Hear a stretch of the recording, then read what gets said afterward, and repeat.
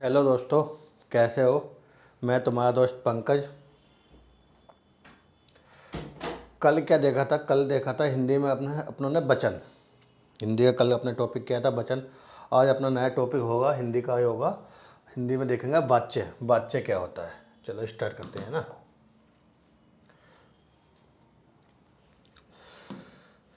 मतलब वाच्य होता क्या, देखते हैं, है ना। दिख रहा है ना सबको। वाच्य, देखो वाच्य क्या होता है।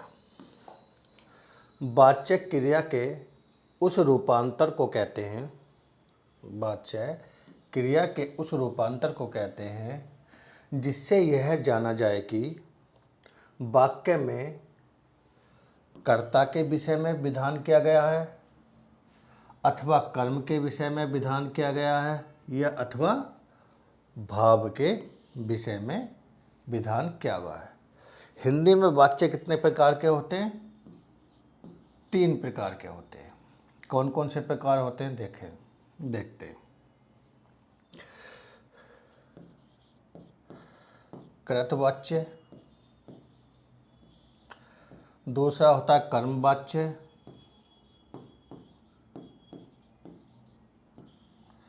तीसरा होता है भाववाच्य। तो हिंदी में कितने प्रकार के वाच्य होते हैं? हिंदी में 3 प्रकार के वाच्य होते हैं। कृतवाच्य, कर्मवाच्य और भाववाच्य।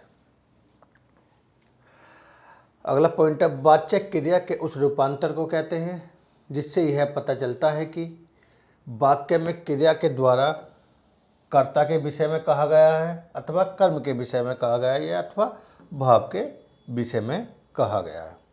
तो ये क्या होते हैं हमारे वाच्य। चलो आगे देखते हैं। आगे है क्रिया के उस परिवर्तन को वाच्य कहते हैं। ये वाच्य की परिभाषाएं हैं, है ना। मैं 3-4 परिभाषा बताता हूँ। क्रिया के उस परिवर्तन को वाच्य कहते हैं जिसके द्वारा इस बात का बोध होता है कि वाक्य के अंतर्गत कर्ता, कर्म अथवा भाव इनमें से किसकी प्रधानता है या इनमें किसके अनुसार क्रिया के पुरुष वचन आदि आए हैं। चलो, कर्ता, कर्म अथवा भाव के अनुसार क्रिया के लिंग वचन तथा पुरुष का होना वाच्य कहलाता है। क्या कहलाता है? वाच्य कहलाता है। कर्ता, कर्म अथवा भाव के अनुसार क्रिया के लिंग, वचन तथा पुरुष का होना क्या कहलाता है? हमारा वाच्य कहलाता है। एग्जाम्पल, उमा खाती है।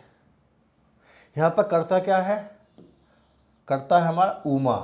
उमा के अनुसार क्रिया क्या है? यहाँ पे खाती है। स्त्रीलिंग है, एक वचन है और अन्य पुरुष है। क्या है? अन्य पुरुष। अगला एग्जाम्पल है, मैं पुस्तक पढ़ता हूँ। इसमें मैं क्या है? यहाँ पे कर्ता। इस कर्ता के अनुसार क्रिया क्या है? पढ़ता हूँ। अब पुल्लिंग है, एक वचन है और प्रथम पुरुष है।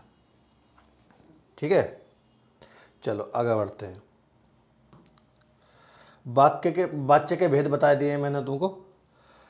कृतवाच्य, कर्मवाच्य और भाववाच्य। अब पहले पाते कृतवाच्य क्या होता है। कृतवाच्य होता क्या है?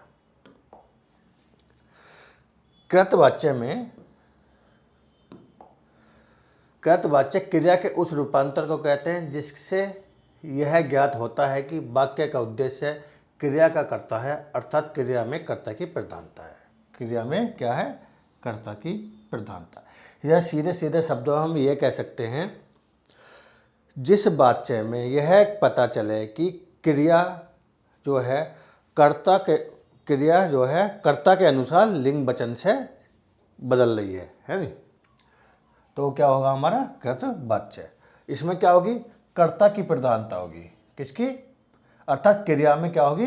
कर्ता की प्रधानता होगी वो क्या होगा हमारा कृतवाच्य। एग्जाम्पल से देखते हैं हम।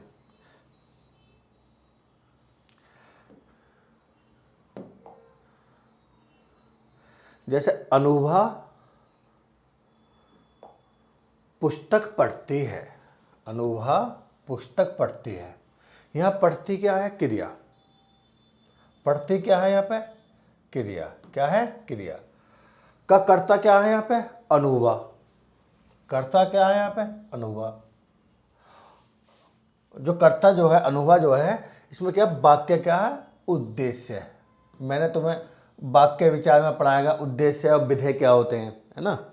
जिसको नहीं पता हो वो वाक्य विचार वाली वीडियो दे जाके देखे, है ना। इस प्रकार पढ़ती है क्या है?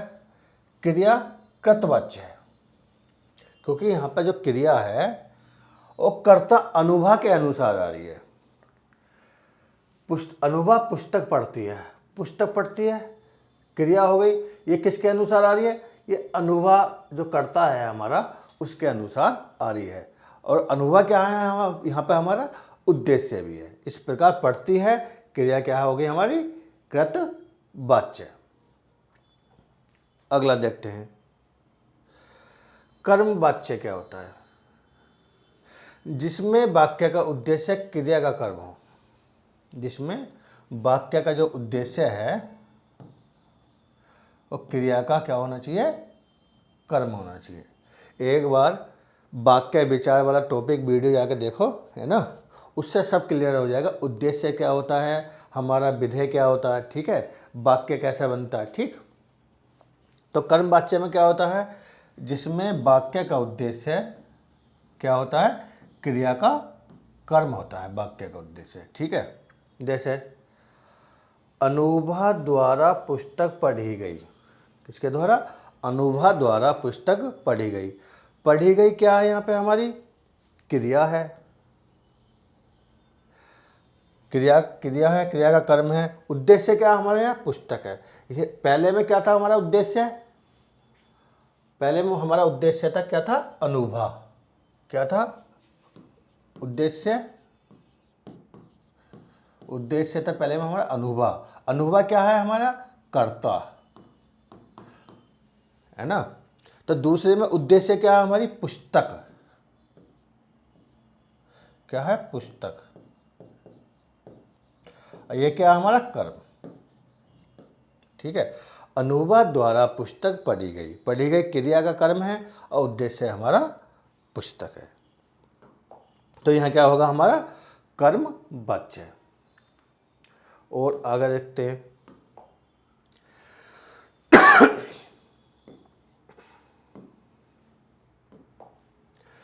इस वाक्य में कर्ता के आगे से द्वारा कारक चिन्ह लगा होता है तो वो भी क्या होता है हमारा? कर्मवाच्य। ये पहचान है। अगर कर्ता के आगे हमारा से द्वारा लगा हुआ होगा तो वो भी क्या होगा हमारा? कर्मवाच्य। जैसे इस क्वेश्चन में इसमें अनुभा द्वारा आगे यहाँ पे हमारा पुस्तक पढ़ी गई तो ये क्या हो गया हमारा? कर्मवाच्य है। तो क्या क्या लगा होगा कर्ता के आगे? कर्ता के आगे दो चीज का कारक चिन्ह लगे हुए होंगे, से और द्वारा कारक चिन्ह होगा तो वो क्या होगा हमारा? कर्मवाच्य। ये थोड़ी पहचान है नहीं। ऐसा नहीं है से और के द्वारा नहीं है तो तब भी कर्मवाच्य नहीं हो सकता। हो सकता है। बिना कर्ता के भी कर्मवाच्य में वाक्य बनते हैं।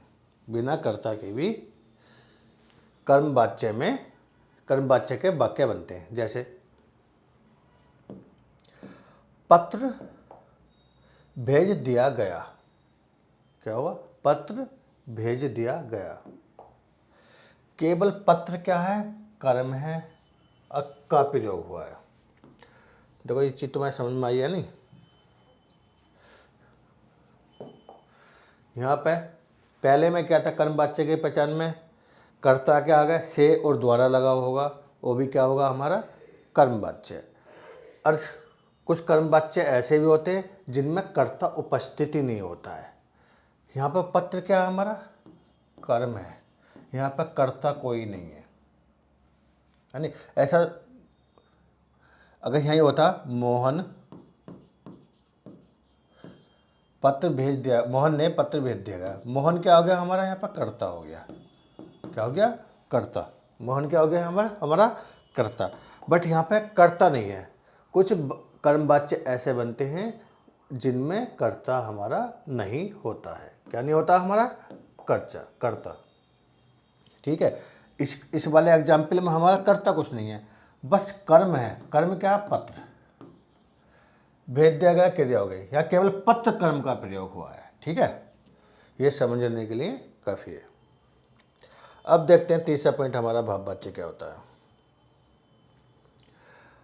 भाव वाच्य जिससे यह ज्ञात होता है कि वाक्य में क्रिया में ना तो हमारा कर्ता की प्रधानता है और ना ही हमारी कर्म की, केवल भाव प्रधान है। क्या प्रधान है, भाव प्रधान होता है, उसे क्या बोलते हैं हम, भाव वाच्य। क्या बोलते हैं, भाव वाच्य। जब वाक्य में क्रिया में ना तो हमारा कर्ता प्रधान होगा, ना ही हमारा कर्म प्रधान होगा, उसके अलावा क्या होगा हमारा, जहाँ पर भाव की प्रधानता होगी वहाँ क्या होगा हमारा भाव वाच्य। जैसे एग्जाम्पल से क्लियर हो जाएगा ना। सर्दी में उससे खेला नहीं जाता, सर्दी में उससे खेला नहीं जाता। यहां उससे क्या है, कर्ता की प्रधानता ना होकर केवल खेला नहीं जाता, भाव की प्रधानता है। यहां पर उससे क्या है, हमारा कर्ता, बट इसकी प्रधानता नहीं है कर्ता की। यहां